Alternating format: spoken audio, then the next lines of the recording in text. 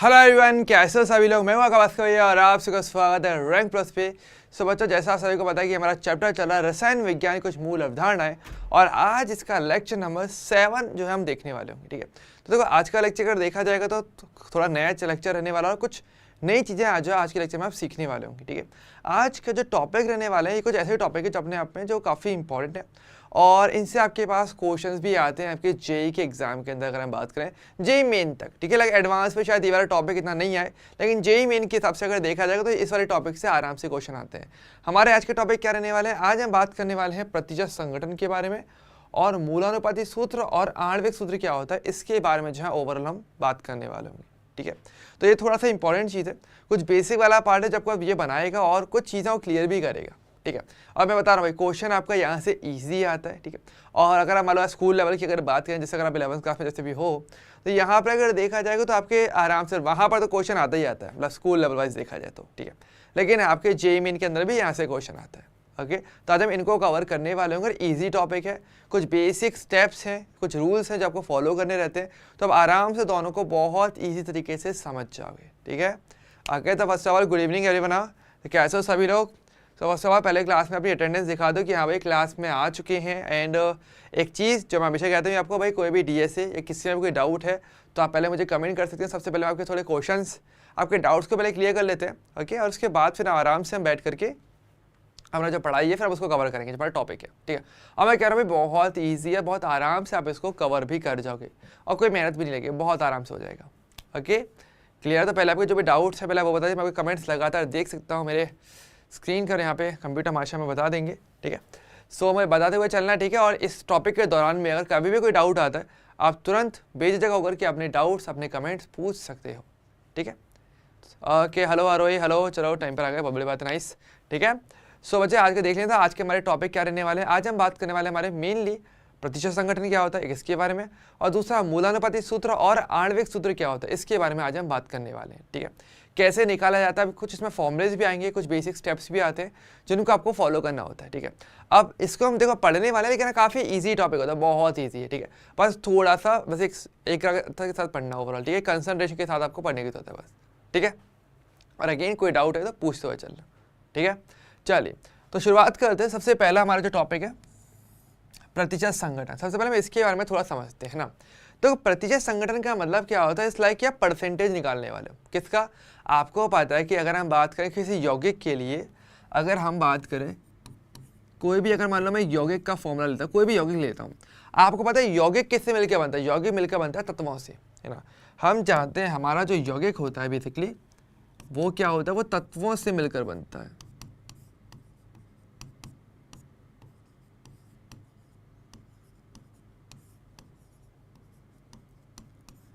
जो यौगिक होता है वो बेसिकली तत्वों से मिलकर बनता है ना।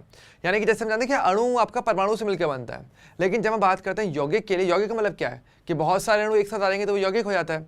और ऐसे इसका मतलब क्या होता है कि हमारे पास तत्व होते हैं, तत्व आपसे मिलेंगे तो हमारे यौगिक को बनाते हैं। ठीक है, अब क्वेश्चन पार्ट ये आता है, हमारे पास सवाल ये आता है कि किसी भी यौगिक के अंदर बहुत सारे तत्व अगर पाए जाने वाले हैं तो किसी तत्व की प्रतिशत मात्रा कितनी है उस यौगिक के अंदर, वही आपका प्रतिशत संगठन कहलाता है।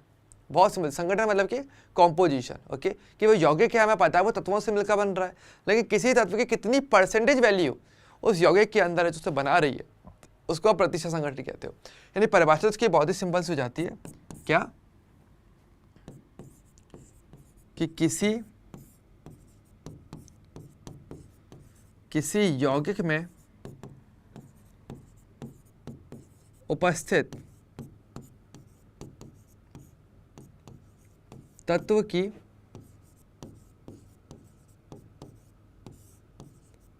प्रतिशत मात्रा, बहुत सिंपल सी परिभाषा। ठीक है, कि किसी यौगिक में उपस्थित तत्व की जो प्रतिशत मात्रा होती है वो उसका प्रतिशत संगठन कहलाता है। ठीक है, कि उसका कितना योगदान इसको बनाने में, है ना, सिंपल सी बात है।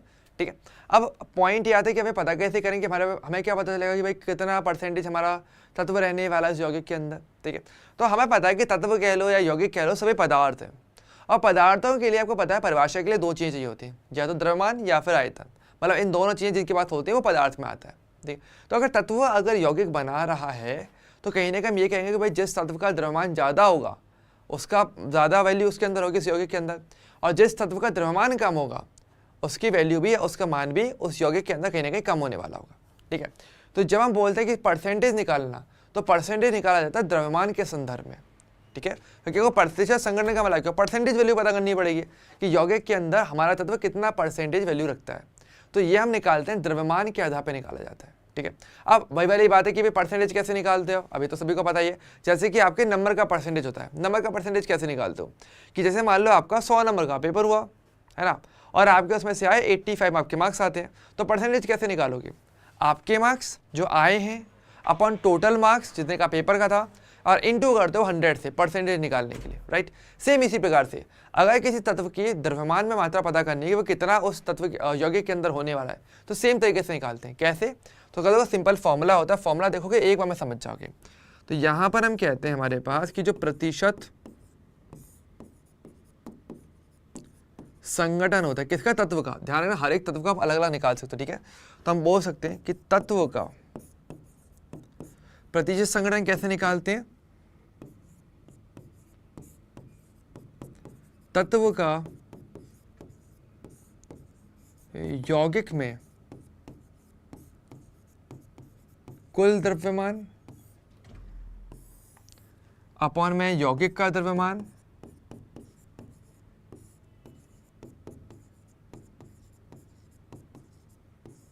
और इनटू कर देंगे परसेंटेज निकालने के लिए 100 से। तो ये जो है आपका फॉर्मूला बन जाएगा प्रतिशत संगठन का। सिंपल, बेहद इजी कॉन्सेप्ट, बेहद इजी कॉन्सेप्ट कि केवल परसेंटेज निकलवा रहे हैं हम, कुछ नहीं कर रहे, ठीक, केवल परसेंटेज। अब देखो कैसे को थोड़ा सा एग्जाम्पल समझेंगे ना तो आपको एक झटके में क्लियर हो जाएगा तरीके से भी। कैसे, देखो जैसे कि मान लो मैं एक सिंपल एग्जाम्पल से शुरुआत करते हैं। जैसे कि मान लो मैं एग्जाम्पल लेता हूँ CH4 का। ठीक है, CH4 क्या होता है, बेसिकली इसका नाम मैथेन होता है। ठीक है, ये आपका एक कार्बनिक यौगिक होता है जो हम आगे देखेंगे, जब हम ऑर्गेनिक केमिस्ट्री पढ़ेंगे तब इसकी बातें भी हम करेंगे, लेकिन अभी के लिए CH4 मैथेन का फॉर्मूला है। ठीक है, अब हमें पता है कि भाई अब ये जो यौगिक है इसमें देखो 2 तत्व है हमारे पास, एक तो कार्बन है और एक मेरे पास हाइड्रोजन है, 2 चीज़ें रहने वाली हैं, 2 तत्व है। अच्छा कितने कितने हैं वो भी देखते हो चलो। तो अगर देखा जाए तो इस यौगिक के अंदर मेरे पास एक तो कार्बन का तत्व होने वाला है और मेरे पास 4 हाइड्रोजन तत्व रहने वाला है। सही बात है, यही तो है हमारे पास, आराम से देख सकते हो ना, कार्बन 1 है और हाइड्रोजन 4 है। तत्व तो आपके पास टोटल 2 ही हैं, एक कार्बन वाला है और एक हाइड्रोजन वाला है। हाँ, संख्या के हिसाब से कार्बन 1 है और हाइड्रोजन 4 रहने वाला है अगर पढ़ने के हिसाब से देखा जाए तो, राइट। अब यहाँ पर बात ये आ रहा है कि भाई मैथेन के अंदर फिर कार्बन है और हाइड्रोजन है, तो कितना परसेंटेज कार्बन आता है या कितना परसेंटेज हाइड्रोजन आता है। तो भाई ना आप संख्या से नहीं देख पा, संख्या भी कहीं ना कहीं रोल प्ले करेगा, लेकिन मेनली हमारा फोकस है द्रव्यमान के आधार पर। कैसे, देखो समझो। तो अगर जैसे मुझे यहाँ पता करना हो कि मेरे पास इसमें कितना परसेंट कार्बन है, तब क्या बोलोगे, देखो फॉर्मूला क्या है कि आपको देखना पड़ेगा कि उस यौगिक के अंदर, पूरे यौगिक के अंदर कार्बन का द्रव्यमान कितना होने वाला है, कार्बन का। तो जिसका भी निकाल रहे हो उसका यौगिक में कुल द्रव्यमान, यानी कार्बन का CH4 में टोटल द्रव्यमान कितना होगा। तो देखो हमारे पास कितना कार्बन है, 1 कार्बन, तो 1 कार्बन है और 1 कार्बन का वजन क्या होता है, 1 कार्बन का वजन होता है 12। आपको मैंने बताया भी था, मैंने आपको बताया ना कि आपके पास परमाणु क्रमांक से और परमाणु भार की ट्रिक मैंने आपको बताई थी, है ना, कि आपके पास अगर अलग अलग परमाणु हो जिनके परमाणु क्रमांक आप जानते हो तो उनसे आप उनके परमाणु भार को ज्ञात कर सकते हो। तो हमें कार्बन का भार पता है ना कि 12 होता है। ठीक है, तो यहाँ पर आ जाएगा 12, तो ये कार्बन का टोटल वजन आ जाएगा अगर देखा जाए तो, क्योंकि 1 कार्बन और 1 कार्बन का वजन 12 होता है, तो 1 गुणा 12 कर दिया। और डिवाइड में क्या था, यौगिक का द्रव्यमान। CH4 का टोटल द्रव्यमान कितना होता है, आपको पता है कार्बन का 12 होता है और 4 हाइड्रोजन का 4 हो जाएगा, क्योंकि 1 हाइड्रोजन का 1 होता है, तो टोटल CH4 का जो वजन होता है वो 16 आ जाता है। अगर मैं यहाँ पे निकालना चाहूँ तो क्या होता है, आपको पता है 1 × 12 + 4 × 1 यानी टोटल 16 AMU। ये आपके CH4 का वजन होगा, जो आप निकाल भी सकते हो आराम से। आणविक द्रव्यमान तो निकालें, अणु द्रव्यमान तो हम जानते हैं कैसे निकालते हैं। और यहाँ पे डिवाइड किससे लगाओगे, 16 से, जो टोटल वजन हो गया, और परसेंटेज के लिए कर दोगे 100 से गुणा। इसको सॉल्व करोगे तो आपको कार्बन का परसेंटेज मिल जाएगा, कितना होगा, तो कितना हो जाएगा हमारे पास। अगर इसको सॉल्व करें तो देखिए 4 से 1 कट जाएगा 3 बार, 3 से 1 कट जाएगा 4 बार, 4 से 1 और 4 से कटेगा 25, तो क्या हो जाएगा 75%। यानी कि इसका मतलब क्या निकल आ रहा है कि CH4 अणु के अंदर कार्बन 75% पाया जाता है।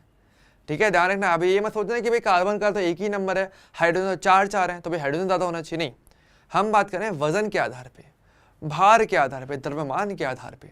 ठीक है, अच्छा इस प्रकार से हम चाहते हो तो केवल कार्बन क्यों, हाइड्रोजन के लिए निकाल लो, एक ही बात है। तो हाइड्रोजन का परसेंटेज कितना हो जाएगा वो निकालना चाहो तो चलो वो निकाल लो। फॉर्मूला तो सेम ही है कि तत्व का यौगिक में कुल द्रव्यमान। अब हमारे पास देखो हम हाइड्रोजन की बात कर रहे हैं तो हाइड्रोजन का वजन तो 1 होता है, लेकिन इस यौगिक के अंदर तो हमारे पास 4 हाइड्रोजन है ना, तो टोटल हाइड्रोजन का वजन कितना हो जाएगा इस यौगिक के अंदर, वो हो जाएगा 4 हाइड्रोजन थे और 1 का वजन था, 4 × 1 कर लो, इतना वजन हो जाएगा। डिवाइड बाई टोटल वजन तो 16 है ही, क्योंकि मैथेन का यौगिक का द्रव्यमान तो 16 ही है, वो हम निकाल चुके हैं, ये रहा। और परसेंटेज के लिए कर दो 100 से गुणा, इसको सॉल्व कर लो। तो 4 से 1 बार, 4 से कटेगा 4 बार, 4 से 1 बार और 4 से कटेगा 25 बार, यानी कि 25%, यानी कि CH4 के अंदर हाइड्रोजन कितना पाया था 25%, 25% पाया था असल में। तो इस प्रकार से आपके सवाल, और देखो हो भी गया, दैट्स इट, इतना ही था। इसी को बोलते हैं परसेंटेज निकाला। और करी क्या रहे मैंने क्या बोला, आपको द्रव्यमान के आधार पर प्रतिशत वैल्यू निकालनी है। बस अब ये तो देखना पड़ेगा ना कि आपके जो भी तत्व है वो कितने नंबर में, अगर वो 1 से ज़्यादा है तो आपको उसका टोटल वजन निकालने के लिए उस संख्या से गुणा करना पड़ जाएगा, और नीचे तो हमारा पूरा यौगिक का वजन आने ही वाला है, और इंटू कर दो 100 से परसेंटेज के लिए, राइट। तो फिर आपका काम हो जाएगा, दैट्स इट, इतना ईजी टॉपिक है। ओके, क्लियर हुआ? ओके, मुझे बताते हुए चलना, ठीक है। तो वो चीज़ें क्लियर हो रही हो तो कमेंट करते हुए चले करो। ओके,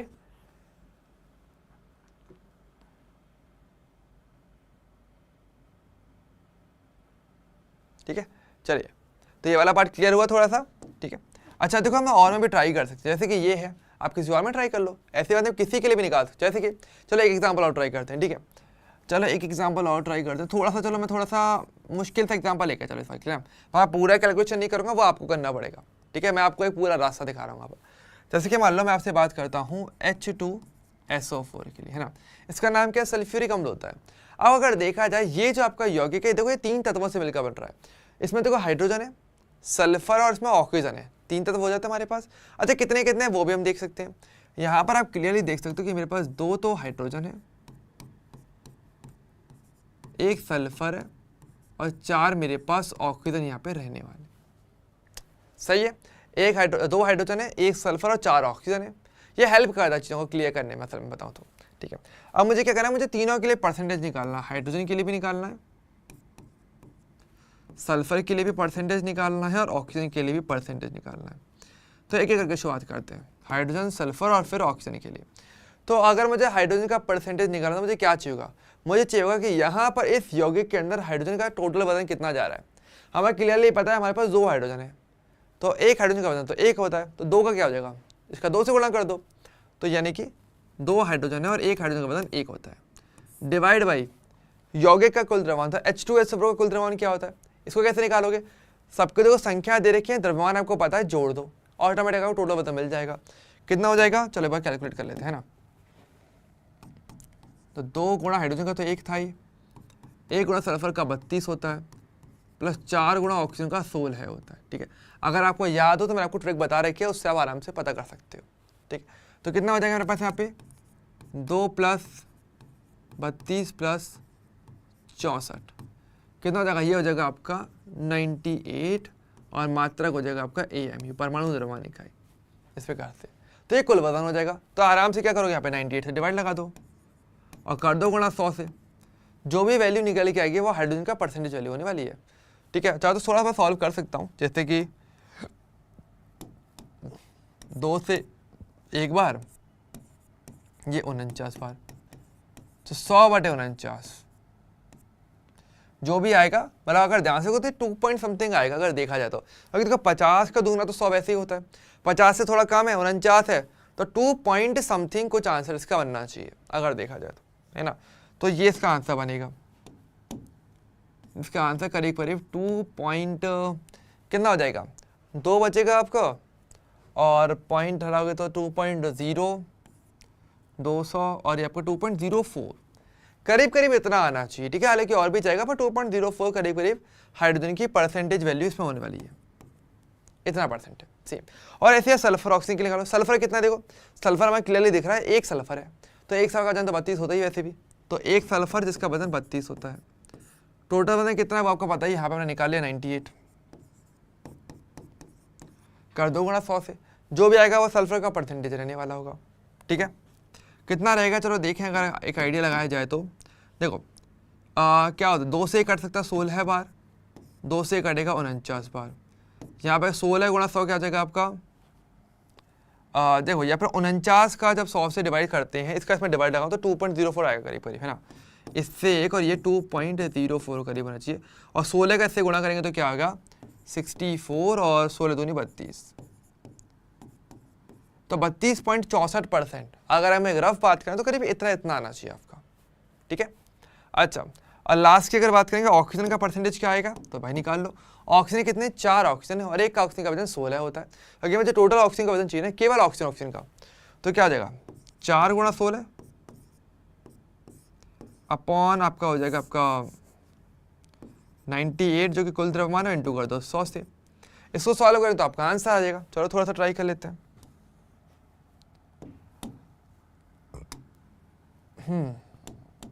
तो क्या हो जाएगा, 2 से ये 2 बार, 2 से ये 49 से ये जाएगा कितनी बार आपका 2.04, और इसमें गुणा करेंगे तो आपको बता दूं, देखो 16 गुणा 2.04 आप ऑलरेडी कर चुके हो, इसका बस डबल करना रह गया हमारे तो मैं तो काम आसान कर रहा हूँ अपना, है ना।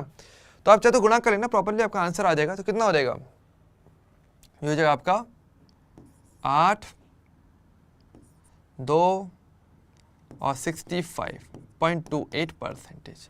तो ये जो है इसका आंसर यहाँ ऐसे बनना चाहिए। ओके, तो करीब करीब अगर देखा तो ये जो है इसका आंसर बनेगा।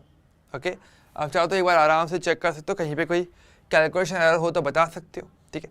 पर अगर रफली देखा जाए तो ये इसके आंसर बनेंगे। ओके, और ये क्या जगह हमारा क्वेश्चन भी पूरा हो गया।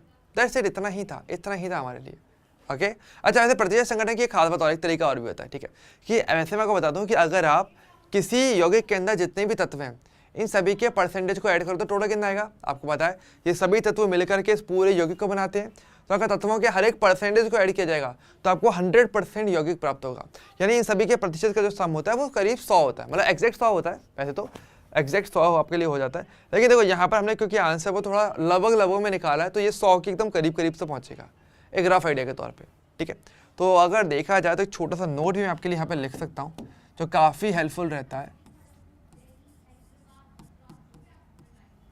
ठीक है। तो देखो यहाँ पर अगर बात करेंगे तो नोट क्या निकल के आता है, नोट ये निकल के आता है कि कोई यौगिक के अंदर जितने भी तत्व हैं उन सभी के प्रतिशत संगठन का योग सदैव 100 होता है, 100%, है ना। अगर तत्व मिलके 100% यौगिक बनाने वाले हैं, वही वाली चीज़ है ना। तो यहाँ पर हम क्या बोलते हैं कि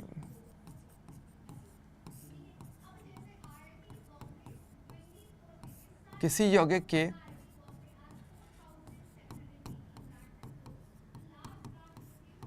सभी तत्वों के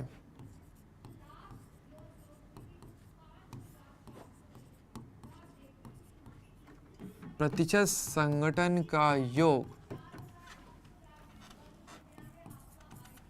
100% होता है, ठीक है। क्या होता है आपका 100% आपका होता है। अगर मैं योग करूंगा तो टोटल 100% आएगा।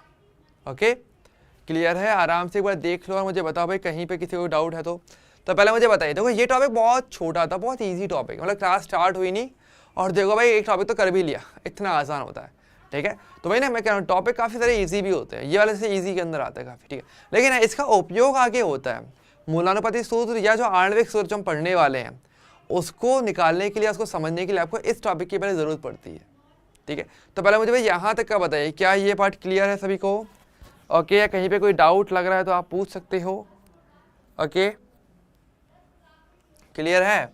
और देखो ध्यान दो, आज के डीएससी के अंदर आपको इस पर आधारित काफ़ी सारे क्वेश्चंस मिलने ही वाले हैं, तो इसलिए आपको उनको भी अगर अच्छे से करना है तो पहले आपको ये चीज़ एक सही तरीके से आनी चाहिए, ठीक है। हाँ, तो पहले मुझे कमेंट करके बता दो यार सभी लोग फटाफट से प्लीज़ कि हाँ भैया क्लियर हुआ है, नहीं हुआ है, या ये चीज़ बता दो, या एक बार फिर से एक्सप्लेन कर दो, जो भी चीज़ है वॉट एवर, कोई फ़र्क नहीं पड़ता। आप ही बोलो कि फिर से एक्सप्लेन करना है, हो जाएगा, कोई इशू नहीं है, क्योंकि आप ही को सीखना है, मुझे तो पता है, ठीक है। लेकिन हाँ, अगर आपको कोई भी डाउट लग रहा है किसी पॉइंट पे तो आप आराम से पूछ सकते हैं, ठीक है। डन मालूम है? अगर आप कोई कमेंट नहीं करे तो ओके, क्लियर है, चलिए बहुत बढ़िया। यस, ओके, यस सर बोल दिया आरोही ने, चलो अच्छी बात है। और लोग को बोल दिया करो यार, ये नहीं कि केवल एक ही बच्चा कमेंट करता है और लोग चुप बैठे रहते हैं, नहीं, ये नहीं चलना चाहिए। क्लास में हो तो इन्वॉल्वमेंट रखो, ठीक है। क्योंकि अगर आप पूछ नहीं रहे हो तो इसका मतलब क्या है कि या तो सब कुछ आ गया या हमें कुछ भी नहीं आया। तो इसलिए ये कुछ भी नहीं आया वाली चीज़ नहीं, सब कुछ आना चाहिए, ये ज़रूरी होता है, ठीक है। क्योंकि तो इन द लास्ट अगर आप देखोगे, अब यहाँ तक अगर आप पहुँचे हो, साइंस ली है, तो भाई क्या कि भाई सोचना है, समझना है, कुछ चीज़ें क्लियर रखनी है, आगे फंडामेंटल्स अपने को क्लियर रखने होते हैं, ठीक है। तो वही चीज़ है आगे, तो चीज़ें क्लियर रखो, डाउट्स नहीं रखनी है, और समझने के लिए साइंस होती है, ठीक है, याद नहीं करनी होती है यहाँ पे चीज़ें, ठीक है। चाहे आप किसी चीज़ को देख सकते हो या नहीं देख सकते हो, उससे फ़र्क नहीं पड़ता है, आप कितना सोच पाते हो वो ज़्यादा मायने रखता है, ठीक है। ये साइंस की खास बात होती है, ठीक है। चलो, तो ये वाला पार्ट तुम्हारा यहाँ हो गया। अब हम बात करते हैं हमारा जो अगला टॉपिक आता है, ठीक है, जो कि है मेरा मूलानुपाती सूत्र एवं आणविक सूत्र क्या होता है, ठीक है। तो आणविक सूत्र तो हम लोग जानते हैं, जो हमारा अणु सूत्र है, जो बेसिक बात करें ना, ये वर्ड तो आपको पता ही है। आणविक सूत्र का मतलब क्या होता है, मतलब सरल भाषा में हम कहें तो अणु सूत्र, यानी कि एक अणु का जो फॉर्मूला होता है वो बेसिकली मेरा अणु सूत्र है। ये तो आप लोग जानते ही हो। हाँ, आपको ये नहीं पता होगा कि मूलानुपाती सूत्र क्या होता है।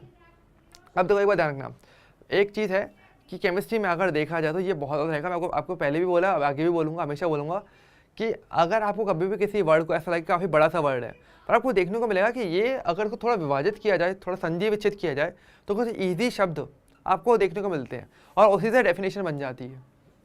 कैसे देखो, आप मूलानुपाती में देखो, यहाँ पर क्या अगर देखोगे तो हमारे पास वृद्धि संधि लगी हुई है। आपको सभी ने संधि पढ़ी कि नहीं पढ़ी, मुझे बताना भाई। हिंदी में सभी लोग ध्यान रखना, केमिस्ट्री अगर आप समझनी है तो हिंदी में संधियाँ थोड़ा सा पढ़ लेना, संधि और समास विग्रह से आता है ना, संधि विच्छेद और समास विग्रह आने चाहिए, ठीक है। तो इसलिए भाई हिंदी सब्जेक्ट को भी अच्छे से रखना है। तो अगर मैं यहाँ पे देखूँ तो मूल प्लस अनुपात वर्ड आ रहा होगा अगर ध्यान से देखा जाए तो, ठीक है। क्या वर्ड आ रहा है हमारे पास यहाँ पे, मूल प्लस अनुपात।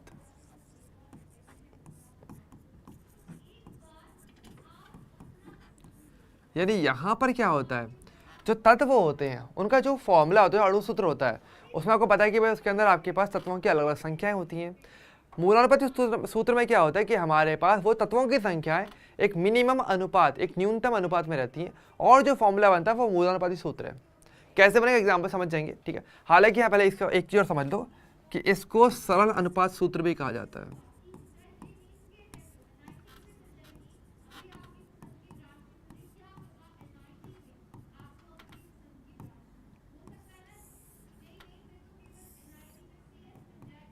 इसको मूल अनुपात सूत्र और सरल अनुपात सूत्र भी कहा जाता है।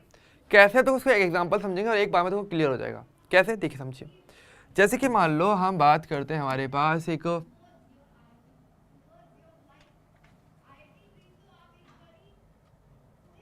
हाँ, तो जैसे कि हम बात करने वाले हैं, हमारा एक सिंपल एग्जांपल लेके जाते हैं ग्लूकोज का। ग्लूकोज क्या होता है, ग्लूकोज बेसिकली एक कार्बनिक यौगिक होता है, और हमें पता भी कि हमारे लिए जो कार्बोहाइड्रेट है, ये बेसिकली आपको पता है कि जब हम कुछ खाते हैं तो उसके अंदर ग्लूकोज बनता है, जो कि हमारे शरीर को ऊर्जा प्रदान करता है द लास्ट। तो ग्लूकोज की बात करें तो ग्लूकोज का अणुसूत्र हम जानते हैं, क्या होता है, C6H12O6।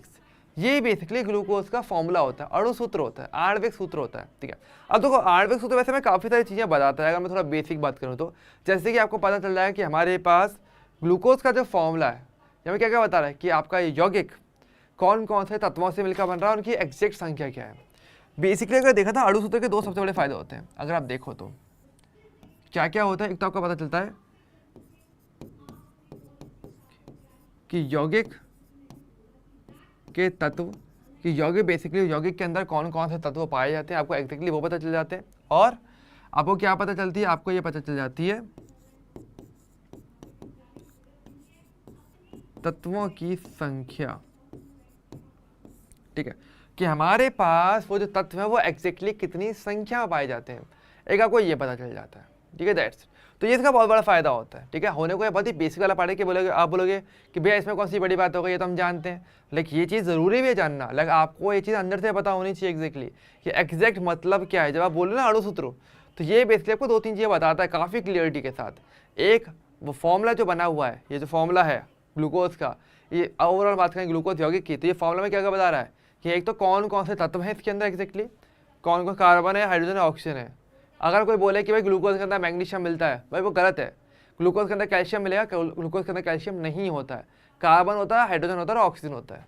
तत्वों का एग्जैक्ट पता चलेगा कौन कौन से तत्व हैं, और ये भी पता चलेगा कि भाई उनकी संख्या क्या है।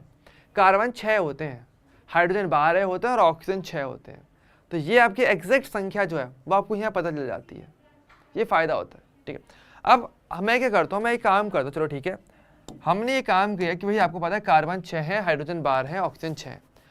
मूलानुपाती सूत्र में क्या होता है कि हमारे पास इनकी संख्या हमें पता है, पर इन संख्याओं को मैं सरल अनुपात में ले लूँ तो, यानी देखो जैसे कि हम जानते हैं, हमने क्या बोला कि कार्बन मेरे पास 6 थे, हाइड्रोजन थे 12, ऑक्सीजन थे 6। अगर मैं इनका सरल अनुपात निकालने की कोशिश करूं तो क्या होगा, मैं यहाँ पे ये कर सकता हूँ कि आपको पता है इन तीनों संख्याओं के अंदर 6 से डिवाइड लग रहा है, तो मुझे एक न्यूनतम सरल अनुपात प्राप्त हो सकता है। ठीक है, ये तो क्या था, ये तो बेसिक अनुपात हो गया, ये तो मैंने अनुपात रूप में लिख लिया, एक सामान्य अनुपात इनकी संख्याओं का। ठीक है, लेकिन अगर मैं बोलूँ इनका सरलतम अनुपात,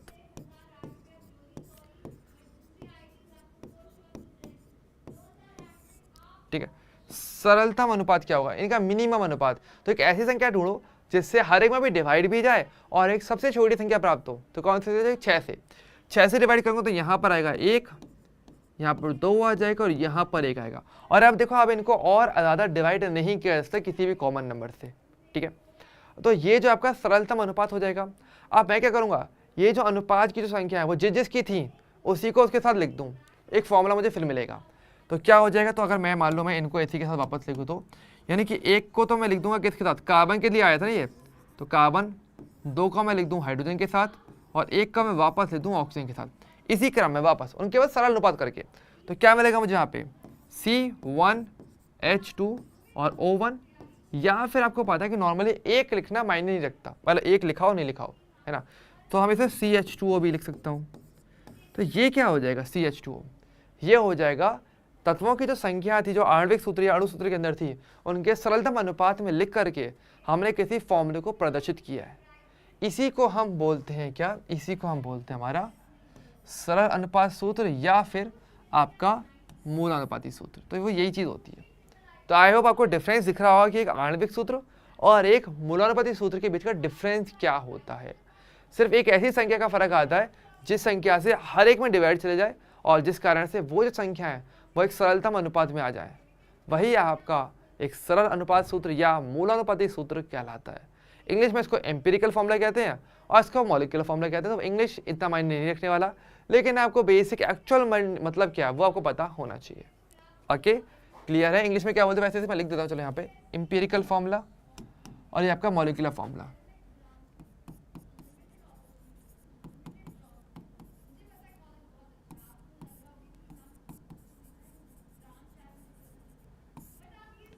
और ये बेसिकली आपका होता है मॉलिक्यूलर फॉर्मूला।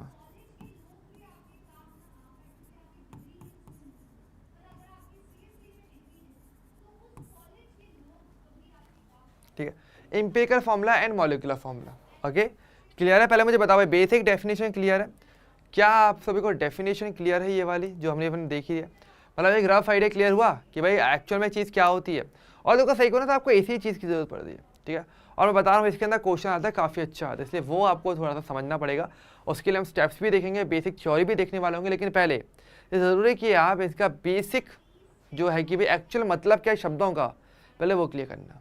ठीक है, अच्छा, मैं ध्यान रखना ये बहुत ज़रूरी है। काफ़ी सारे बच्चे जी गलती करते हैं और मैंने देखा है करते ही करते हैं, पता नहीं क्यों पर करते हैं, कि केमिस्ट्री का वो पढ़ रहे हैं बिना शब्दों का मतलब समझे कि वर्ड का एक्चुअल मीनिंग क्या है। और जब तक आपको ये नहीं पता होगा ना, आप केमिस्ट्री ऐसे डायरेक्टली नहीं समझ पाते हो, उसके लिए लगता है चीज़ें। ठीक है, आपको शब्द समझने पड़ेंगे, आप शब्द समझ जाओ, मैं कह रहा हूँ केमिस्ट्री आपकी बहुत स्ट्रांग हो जाती है। पर अगर आपको शब्द का मतलब ही नहीं पता होगा तो फिर आप केमिस्ट्री आप नहीं सीख पाओगे, ये ध्यान रखना। मतलब आपकी केमिस्ट्री सीखने की कोशिश करोगे, हो सकता है बहुत मुश्किल हो जाए, मोस्टली टॉपिक्स हो सकते हैं आप छोड़ दोगे कि मतलब ही नहीं पता है। तो इसलिए मैं कह रहा हूँ पहले शब्दों का मतलब क्लियर रखो, शब्द जितने क्लियर रहेंगे ना फिर तो उसके बाद की तो बहुत आसान है, पर पहले बेसिक मीनिंग क्लियर होना चाहिए। ओके, ये क्लियर है सभी के लिए? ठीक है, देखो बताते हुए चलो थम्सअप दिखा देगा, पूरा भले ही मत लिखो, मैं तो कह रहा हूँ थम्सअप दिखा दो यार, ज़्यादा ईजी हो जाता है आपके लिए भी और मेरे लिए भी, है ना। आगे डन है ये वाला पार्ट। ओके, अब देखो समझो यहाँ पर एक छोटा सा नोट और आता है हमारे पास। क्या नोट ये भी आता है कि देखो आप बोलोगे भैया पर ऐसा ज़रूरी थोड़ी है कि मतलब हर किसी का आणविक सूत्र और मूलानुपाती सूत्र समान ही हो। एक टॉपिक देखो मैं क्या बोल रहा हूँ, ज़रूरी थोड़ी कि हर किसी का अणु सूत्र ही हो, और अणु सूत्र तो हर किसी का रहने वाला है, पर ज़रूरी थोड़ी है कि उसका मूलानुपाती सूत्र बने या वो अलग बने या किसी संख्या से डिवाइड जाए ही जाए, तो ऐसा कोई ज़रूरी भी नहीं है। ठीक है, तो यहाँ पर मैं आपको यही एक नोट भी दिखाने वाला हूँ जो आपके इस छोटे सवाल को क्लियर कर देगा।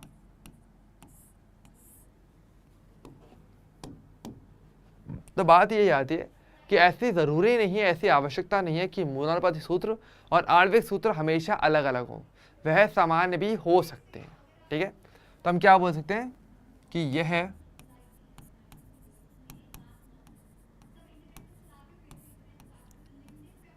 यह आवश्यक नहीं कि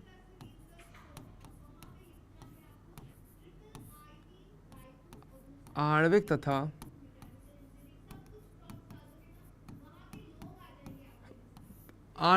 मूलानुपाती सूत्र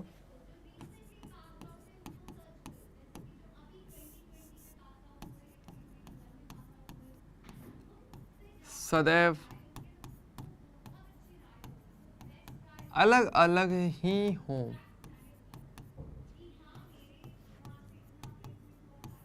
समान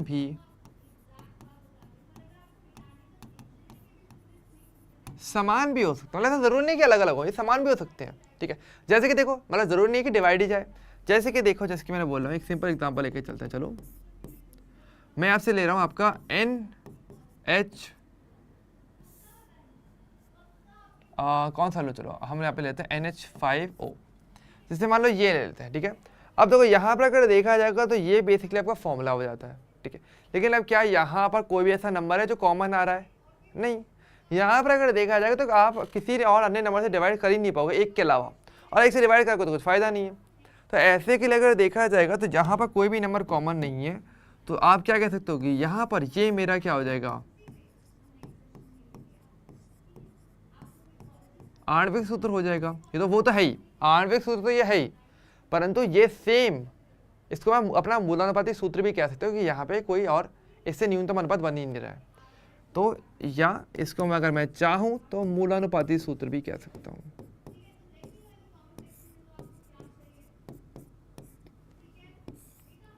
एक ही बात है, दोनों सेम बन जाते हैं हमारे लिए। ठीक है, लेकिन हाँ, वैसे टेक्निकली देखा जाए तो हम आणविक सूत्र बोलते हैं क्योंकि ये ज़्यादा यूज में आता है। ओके, बजाय मूलानुपाती सूत्र से। लेकिन हाँ, आपके सिलेबस में और थोड़ा पढ़ना रहता है, इसलिए हम इसको पढ़ेंगे भी थोड़ा सा अच्छे तरीके से।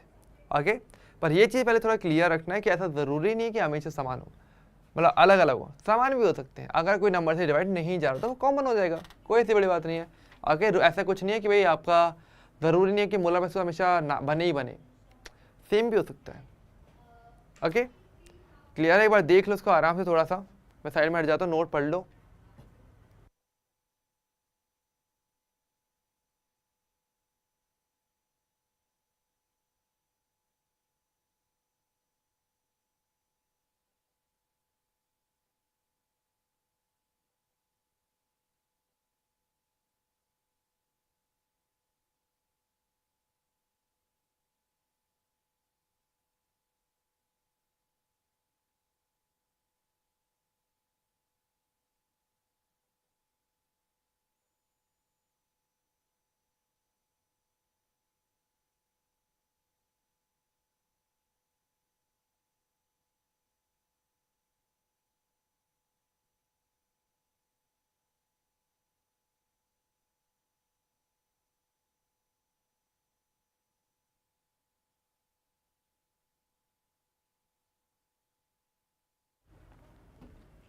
ओके, क्लियर हो गया वाला पार्ट, डन।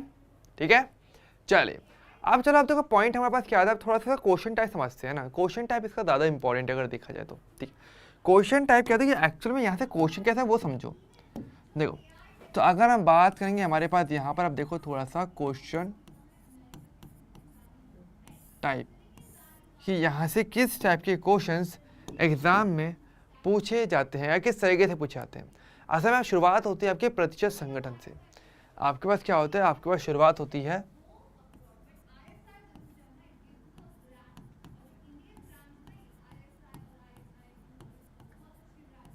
प्रतिशत संगठन। आपको क्या होता है, आपको क्वेश्चन के अंदर ये दिया जाता है। ठीक है, ये बेसिकली क्या होगा, आपको दिया जाएगा।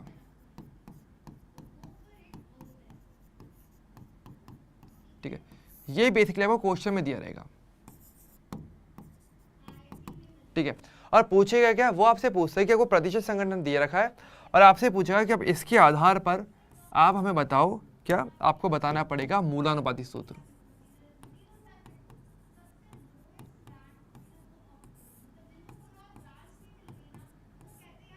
ये चीज़ आपसे पूछी जाएगी कि आपको क्या दिया, आपको प्रतिशत संगठन दिया हुआ है और उसके आधार पर फिर आपको मूलानुपाती सूत्र जो ज्ञात करना है, ये चीज़ आपसे पूछेंगे, ठीक है। और अब देखो आप बोलेंगे भैया फिर आणविक सूत्र का क्या होगा, तो आणविक सूत्र भी पूछा जाता है कब, अगर आपको मूलानुपाती सूत्र दिया है तो या फिर अगर आपने ये निकाल लिया तो इसके बाद ही आप क्या कर सकते हो, आप आणविक सूत्रों को ज्ञात कर सकते हो। पर आपको पहले मिनिमम तौर पे प्रतिशत संगणन से मूलानुपाती सूत्र निकालना पड़ेगा, ठीक है। और इसके लिए भी देखो एक बात ध्यान रखना, अगर मूलानुपाती सूत्र से अगर आणविक सूत्र का निकालना है, अगर ये चीज़ चाहिए तो इसके लिए पहले आपको क्वेश्चन में एक चीज़ और मिलनी चाहिए, वो है उस यौगिक का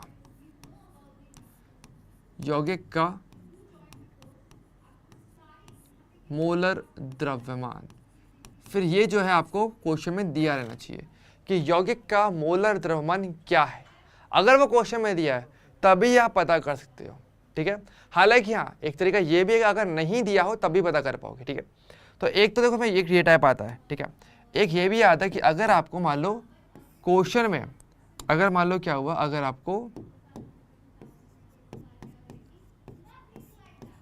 मोलर द्रव्यमान जो है अगर सपोज करो वो ना दिया हो, तब भी जो है आप उस स्थिति में भी आप क्या कर सकते हो,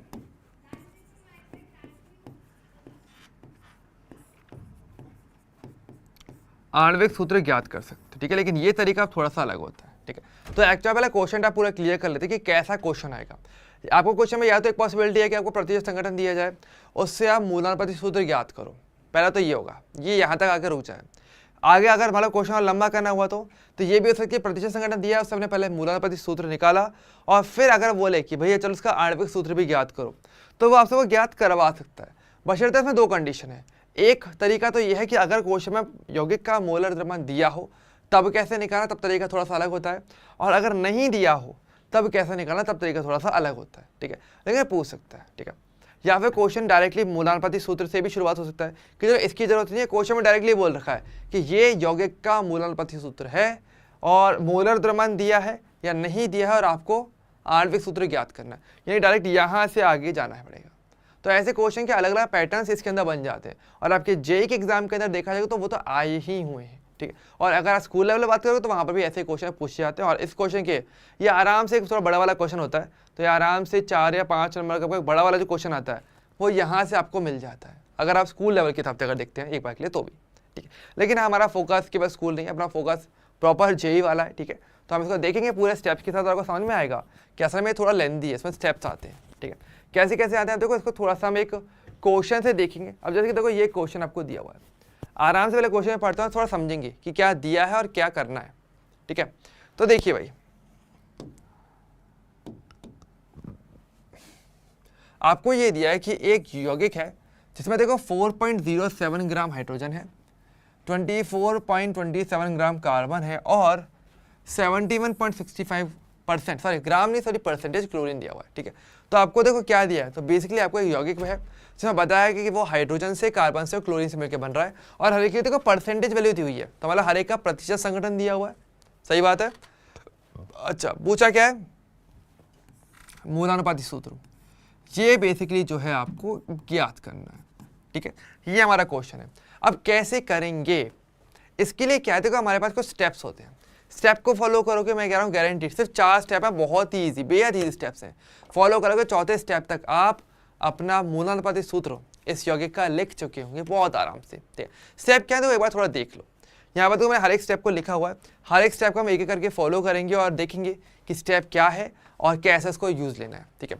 तो चलिए सबसे पहले मैं थोड़ा सा डाटा यहाँ पे लिख लेता हूँ, है ना। देखो हमें क्या दिया, हमें बेसिकली दिया है कार्बन है मेरे पास, हाइड्रोजन है, चलो मैं यहाँ पे ऐसे लिख लेता हूँ, कार्बन, यहाँ पर हाइड्रोजन और मेरे पास क्लोरीन है, गैप कर दो, स्पेस के साथ में लिखा है।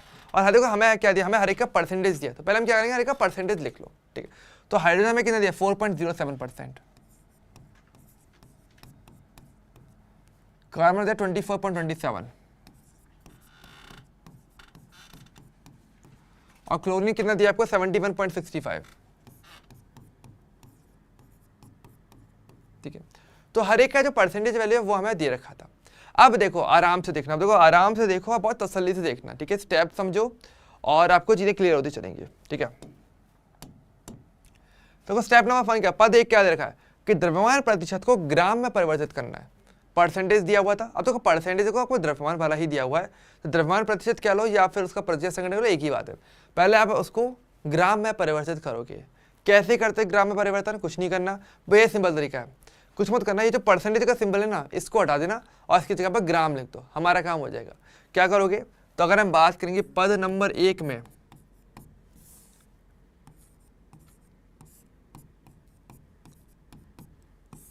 तो परसेंटेज की जगह पर वैसे ग्राम लिखना है और हमारा काम हो जाएगा। तो कितना हो जाएगा, ये आपका हो जाएगा आपका 24.27 और ग्राम, बस हो गया, दैट्स इट।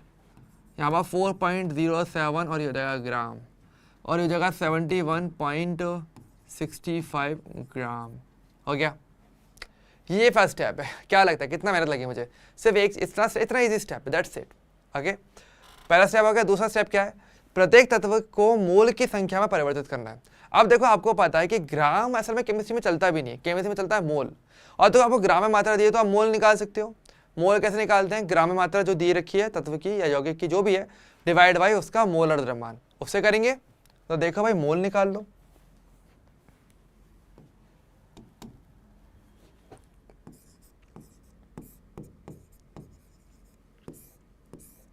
बस सेकंड आपको क्या निकालना है, मोल निकालना है।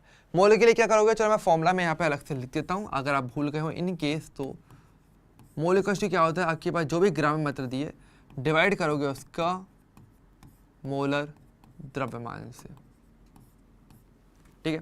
अब देखो कार्बन की ग्राम मात्रा कितनी दी हुई है, 24.27, डिवाइड लगाते हो जिसकी मात्रा दी हुई है उसी का वजन का डिवाइड लगाओगे। कार्बन का भार दिया है तो कार्बन का ही मोलर द्रव्यमान से डिवाइड लगाओ, जो कि 12 होता है। कार्बन का 12 होता है ना, परमाणु क्रमांक 6 है, डबल कर दो 12 आ जाएगा। डिवाइड करोगे तो आपको मोल संख्या प्राप्त होगी। तो कितनी कितनी आएगी, देखो यहाँ पर मैं डिवाइड लगाता हूँ तो मुझे मिलेगा करीब 12 दूनी 24 से ये हो गया, तो 2.02 करीब इतना जाएगा मोटा मोटा। देखो दशमलव के 2 अंक तक करना, ठीक है, तो कम से कम 2 अंक तक तो जाने, ठीक है। सेम यहाँ पे चलो हाइड्रोजन की बात करते हैं। हाइड्रोजन का यहाँ पे 4.07 है, हाइड्रोजन का वजन 1 होता है, तो 4.07 मोल आ जाएंगे, ठीक है। इसके मोल तो उतने ही रह जाएंगे, इसमें कुछ करना नहीं पड़ा। यहाँ पर क्या हो जाएगा, इसके 71.65 है, डिवाइड लगाओगे 35.5 से, तो ये आपका जाएगा 2.0 और कितने चले बार चलेगा, 2.01 बार जाएगा करीब करीब, अगर देखा जाए तो करीब करीब इतना जाएगा, दशमलव के 2 अंक तक, ठीक है। हमारा सेकंड स्टेप देखो पूरा हो गया, इतना ही था, केवल डिवाइड लगाना था, वो भी इन तत्वों के मोलर द्रव्यमान से, जो हमको ऑलरेडी पता भी है, ठीक है। तो डिवाइड लगाना था, ये तो आराम से हो जाएगा ना। तो देखो क्या होगा हमारे पास, प्रत्येक तत्व के मोल की संख्या हमने परिवर्तित कर ली, हो गया। अगला क्या है, मोलों की संख्या को सबसे छोटी संख्या से विभाजित करना है, ठीक है। मोल की जो संख्या है जो आपने निकाली है, अब इनमें आपको देखना पड़ेगा एक तीनों नंबर में जो सबसे छोटा नंबर है उसी से आपको हर एक में फिर से डिवाइड लगा दो, पद तीसरा हो जाएगा। तो हमें क्या करना पड़ेगा, बहुत सिंपल सा टास्क है,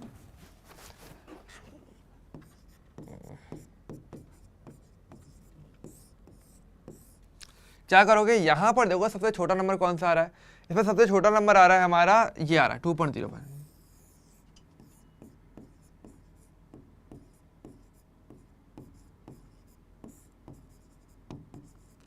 तो सबसे छोटा अंक है उससे हर एक में डिवाइड लगा दो। और ध्यान दो, डिवाइड लगाने के बाद आपको हमेशा एक पूर्णांक ज्ञात करना है।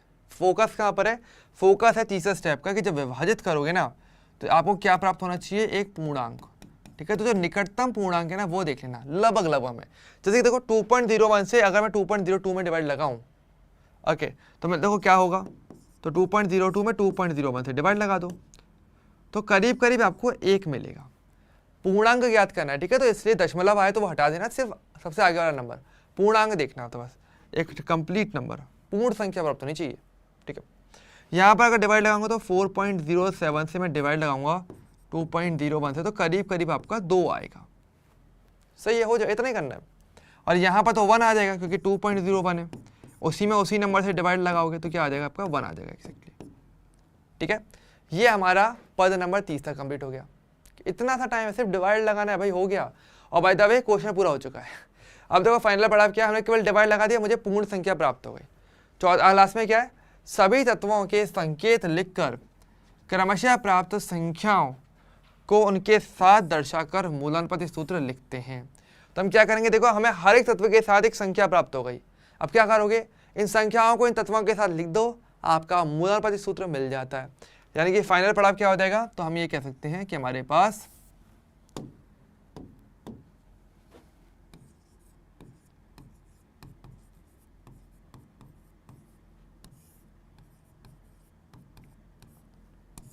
क्या हो जाएगा, कार्बन मेरे पास कितने थे, तो कार्बन है मेरे पास 1, हाइड्रोजन मेरे पास 2 और Cl मेरे पास 1 आया था, ये इतना 1 2 और 1, तो यहाँ पे लिख दिया। और वही वाली बात है भाई, एक को लिखना बहुत मायने नहीं रखता है, तो या फिर CH2Cl और ये हो जाएगा मेरा आंसर। That's it. कितना टाइम लगा यार, मुझे बताओ, क्या ये बहुत ज़्यादा मुश्किल लगा क्या यार? एक्चुअल में तो नहीं है यार। अगर ध्यान से देखो तो हमने केवल 3 स्टेप फॉलो करे, चौथे में तो आंसर लिख रहे हैं बैठ के, चौथा स्टेप में तो आंसर लिख दिया हमने, फिर बचा ही क्या।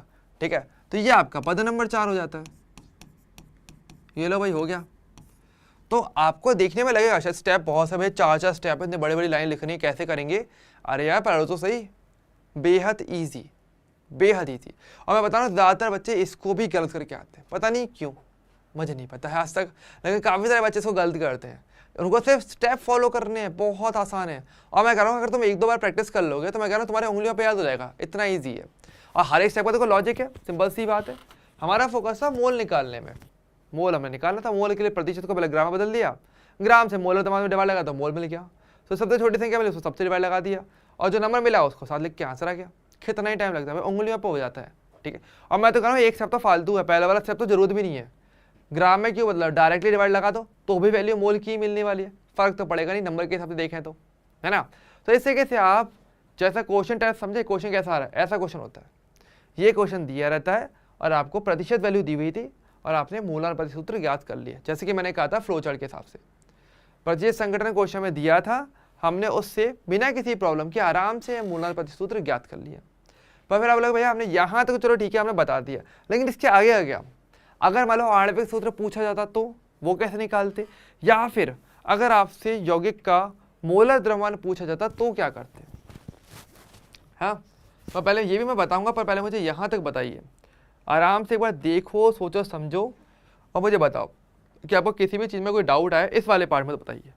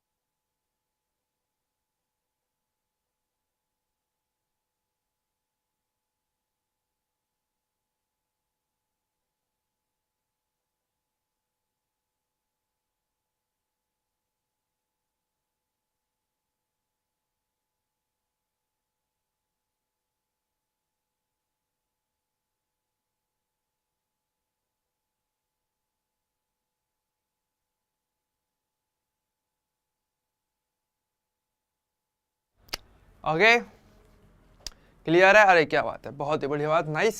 ठीक है, अब देखो, अब पॉइंट यही आता है ना मेरा कि आप मूलानुपाती सूत्र ज्ञात कर लिया।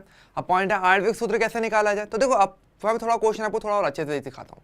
एक्चुअल क्वेश्चन देखो ये है, मैंने उसको थोड़ा सा करेक्ट करके वैसे लिख दिया था, पर क्वेश्चन आपके बुक में आप देखो ना, बुक में आपको ये क्वेश्चन मिलेगा अभी। ठीक है, क्वेश्चन आंसर में ये है सेम जैसे कि मैंने बोला, प्रतिशत संगठन आपको दिया हुआ है, हर एक तत्व का कितनी परसेंटेज वैल्यू है। आपको मोलर द्रव्यमान क्वेश्चन में हमें दिया था, मैंने वो हटा के रखा था कि उसकी जरूरत नहीं पड़ती, काफ़ी बच्चे कंफ्यूज हो जाते हैं, इसलिए इसे चीज़ें थोड़ी क्लियर कर लेते हैं। ठीक है, तो देखो क्वेश्चन क्या था, क्वेश्चन अब ये है, पूरा क्वेश्चन पढ़ो कि हमारे पास तत्वों का प्रतिशत संगठन दिया हुआ है। क्वेश्चन में देखो यौगिक का मोलर द्रव्यमान दिया हुआ है 98.96 ग्राम, यहाँ पर मोल भी आएगा, ग्राम प्रति मोल आपका है, और मूलानुपाती सूत्र ज्ञात करना है और साथ में आणविक सूत्र ज्ञात करना है। पर वही वाली बात है भाई, इसकी ज़रूरत नहीं पड़ेगी इसको ज्ञात करने के लिए। मूलानुपाती सूत्र के लिए मोलर द्रव्यमान की कोई ज़रूरत नहीं है, हो नहीं हो कोई फर्क नहीं पड़ता।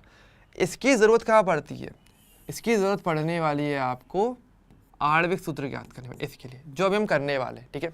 अब कैसे करेंगे, अब अगेन थोड़े से स्टेप मुझे बढ़ाने पड़ेंगे, लेकिन हाँ ये फिक्स है, बिना मूलानुपाती सूत्र ज्ञात करे आप आणविक सूत्र ज्ञात कर ही नहीं सकते। सिंपल सी बात है ना।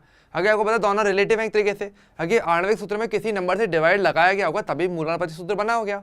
तो अगर मैं वही नंबर वापस ज्ञात कर लूँ और मूलानुपाती सूत्र में गुणा कर दूँ तो क्या मुझे आणविक सूत्र नहीं मिल जाएगा? मिल जाएगा।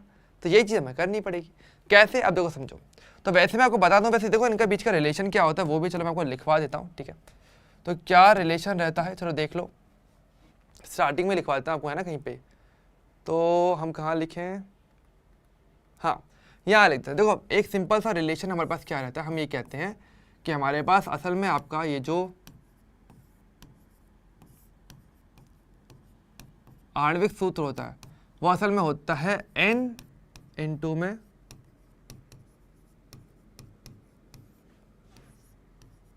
मूलानुपाती सूत्र। ये बेसिक इनका बीच का रिलेशन है।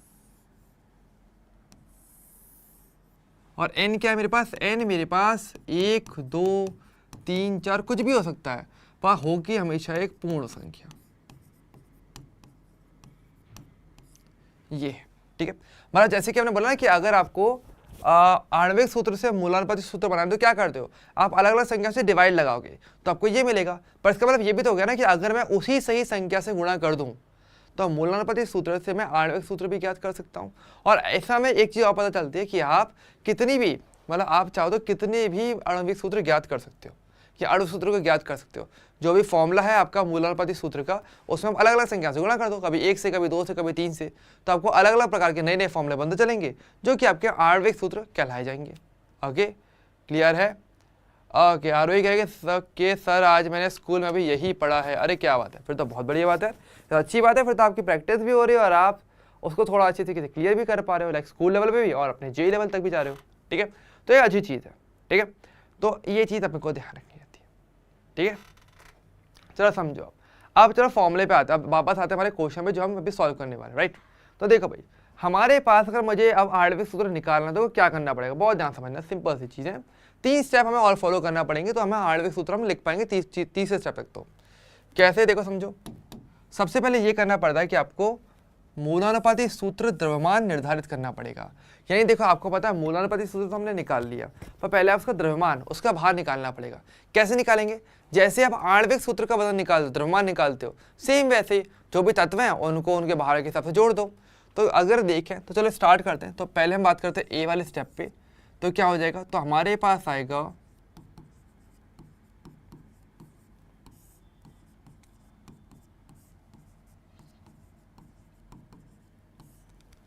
कैसे निकालोगे, देखो हमें पता है मूलानुपाती सूत्र क्या है मेरे पास, CH2Cl। देखो ये तो हम निकाल चुके हैं, ये तो निकाले, तो देखो हमारा काम आसान हो गया। तो ये जरूरत पड़ेगा, इससे पहले इसको निकालना ही पड़ेगा आपको। अब इससे क्या हो जाएगा हमारे पास, इसका वजन कितना हो जाएगा, हमारे पास 1 कार्बन है, हमारे पास 2 इसमें हाइड्रोजन है और 1 मेरे पास Cl है। तो इसका वजन क्या हम निकाल सकते हैं, तो 1 गुणा 12, 2 गुणा 1 प्लस 1 गुणा 35.5।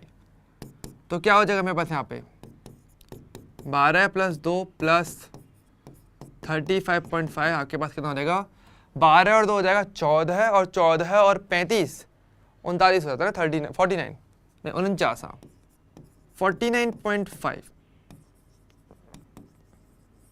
ग्राम प्रति मोल। पहले मैंने इसका वजन निकाल लिया, मोलर द्रव्यमान के तौर पे निकाला, ठीक है। मात्रक देखते हो, चलो ठीक है। अब हम क्या करेंगे, स्टेप नंबर बी पे आ जाएंगे। पहला स्टेप हो गया, बी क्या है कि मोलर द्रव्यमान को मूलानुपाती सूत्र द्रव्यमान से विभाजित करते हैं।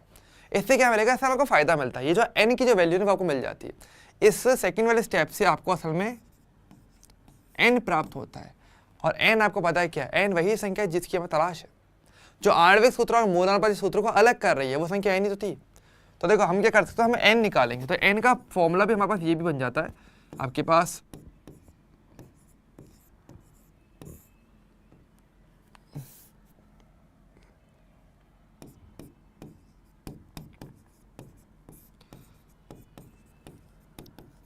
जो भी मोलर द्रव्यमान दिया हुआ है उसमें आप डिवाइड लगाओगे,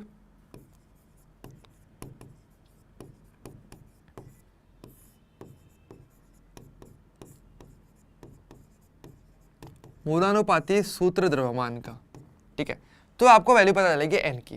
ओके, तो देखो भाई, अगर देखा जाए हमारे पास तो मोलर द्रव्यमान देखो क्वेश्चन में दिया है, अब हम कर सकते हैं, है ना। कितना दिया, 98.96 क्वेश्चन में दिया है, हम इसी का यूज लेने वाले हैं। तो क्या हो जाएगा 98.96 और डिवाइड लगा दोगे इससे, जो भी हमने निकाला है 49.5 से। और तो ध्यान दो, एन मैंने पता ना पूर्ण संख्या होती है, तो अगर दशमलव में आंसर आ भी रहा है तो लगभग लगभग जो पूर्ण संख्या, निकटतम पूर्ण संख्या, उस पर जाना।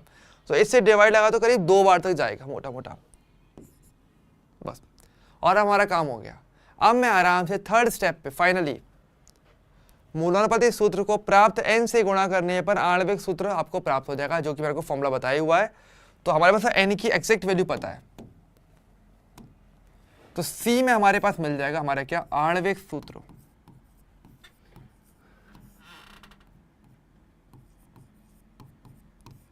तो वो कश हो जाएगा n की वैल्यू 2 गुणा मूलानुपाती सूत्र है CH2Cl। तो क्या हो जाएगा, तो कार्बन 2 हो जाएंगे, हाइड्रोजन 4 और क्लोरीन भी 2। दैट्स इट, ये क्या हो जाएगा, मेरा आंसर हो जाता है। बेहद आसान है। ओके, कैसा लगा, इजी है ना। तो इतना मुश्किल नहीं है अगर देखा जाए, बस आपको थोड़े से स्टेप फॉलो करने पड़ेंगे, बुराई भी नहीं है देखा जाए तो। इतने ज़्यादा स्टेप भी नहीं, देखने में लग रहे हैं कि मैंने बहुत सारे स्टेप लगा दिए, अरे ये भी तो देखो कितने ईजी थे।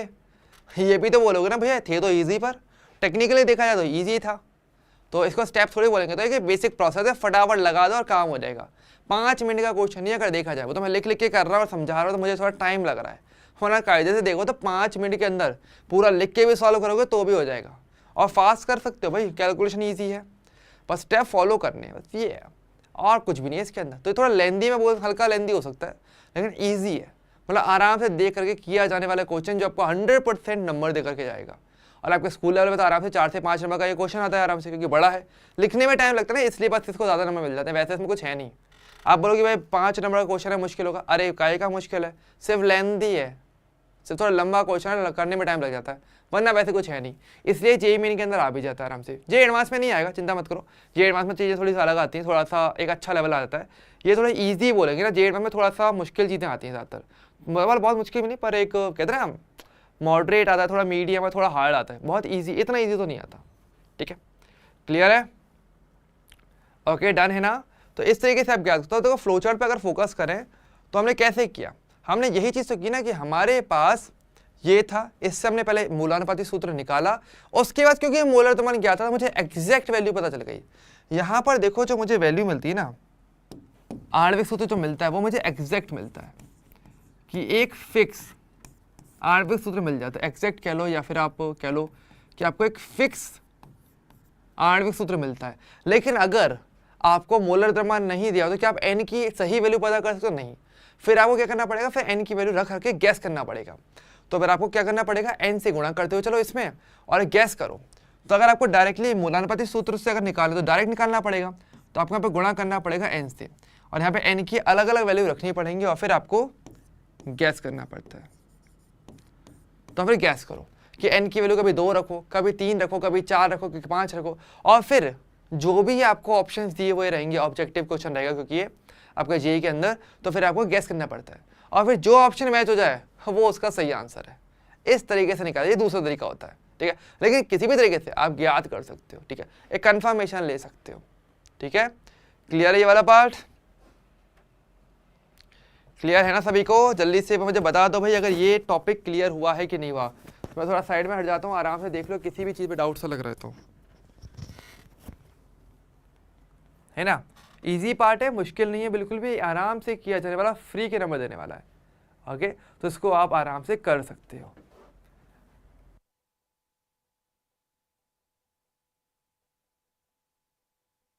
ठीक है, डन, ओके।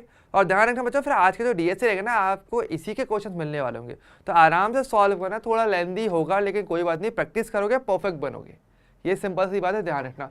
और अगर ज़्यादा समझ में आया तो थोड़ा फास्ट भी कर पाओगे, बस आपको थोड़ा ट्राई करना स्टार्टिंग में हर एक स्टेप को फॉलो करवाने का, फिर चाहो तो फास्ट कर लो, कोई इशू नहीं है, सीधी सीधी बात है। ओके बच्चों, ठीक है, तो भाई इसको थोड़ा ट्राई करना, थोड़ी सी प्रैक्टिस करना, मुश्किल बिल्कुल भी नहीं है। और कभी भी डाउट लगे भाई, आराम से हर एक स्टेप लिखे हुए हैं, थोड़ा फॉलो करोगे तो हो जाएगा। ओके क्लियर ना? चलिए बहुत बड़ी बात है, ठीक है। सो आज के लिए फिर तो इतना ही रहने देते हैं, ठीक है। आज का टॉपिक जो था फिर हमारा यहाँ पर समाप्त हो जाता है, इतना ही था। आराम से, पूरा भागना भी नहीं है, तसल्ली से बैठ के करना है, एक ही चीज़ को क्लियर रखना है। सिंपल सा लॉजिक है। आप चीज़ें जितनी क्लियर रखोगे आपको पता रहेगा कि भी आगे क्या होने वाला है, ठीक है। और ऐसे बहुत सारी चीज़ें आने वाले होंगे, क्रिस्टल क्लियर रखना, बस इतनी सी बात है, ठीक है। चलो तो फिर आज के लिए इतना ही रहेगा। आपकी अब तो छुट्टी होने वाली है, लाइक कल और परसों आपकी छुट्टी रहने में, सैटरडे संडे आपका ऑफ रहने वाला है। तो आराम से थोड़ी प्रैक्टिस करना, डीएसए में अगर कोई चीज़ रह गई है उसको सॉल्व कर लेना। और मंडे को हमारी क्लास होने वाली होगी जिसमें आप पहले आपको थोड़े डाउट्स देखेंगे और फिर हम ना आगे वाला पार्ट जो टॉपिक है वो हम देखेंगे।